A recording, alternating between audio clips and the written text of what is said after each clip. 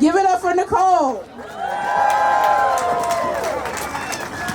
Hello, North Carolina Public Schools. How are you out there? So I'm here to tell you that there is a policy that we must pass this year. It will ensure that all of our children, not just some, but all, each of our children are ready to learn when they arrive in class. That policy is what? Medicaid expansion. There are hundreds of thousands of people in our state who do not earn enough to buy private health insurance and make too much for Medicaid. The federal government will pay 90%, let me repeat that, 90% of the cost of closing the coverage gap in our state. And our other stakeholders like health systems and insurance companies will pay the remaining 10%. This gap causes unnecessary pain. It's pain in our state, and it hurts our ability to educate our children.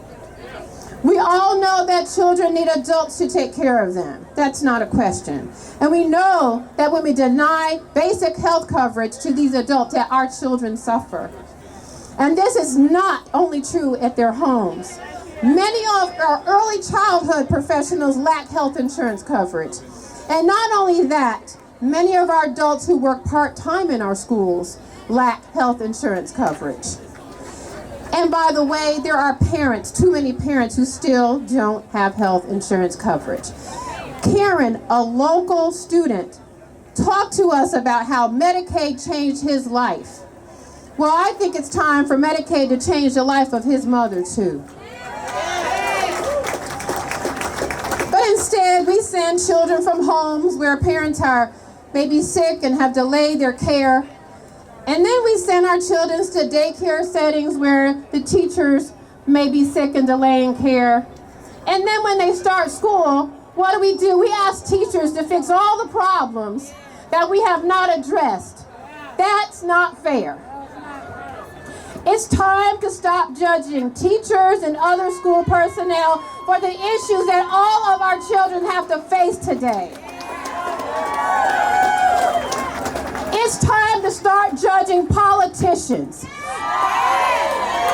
is our politicians who are denying health insurance coverage to early childhood providers and to our children, early childhood educators. It's time for our politicians to stop. They are denying health insurance to part-time school personnel. And guess what? It's our politicians who are denying health insurance to parents who have to take care of their children.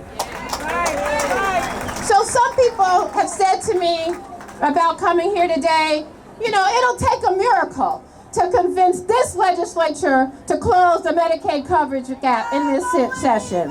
But I'm a believer, and so that's why I'm here to encourage you that it will take a miracle. It's because of all of you, the thousands and thousands of teachers and other school personnel and allies like you. We have gathered here today, and we have other things we could be doing to change the trajectory of our state.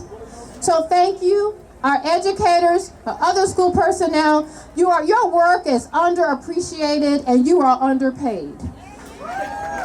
So thank you for educating and defending something you should not do. Our children every day.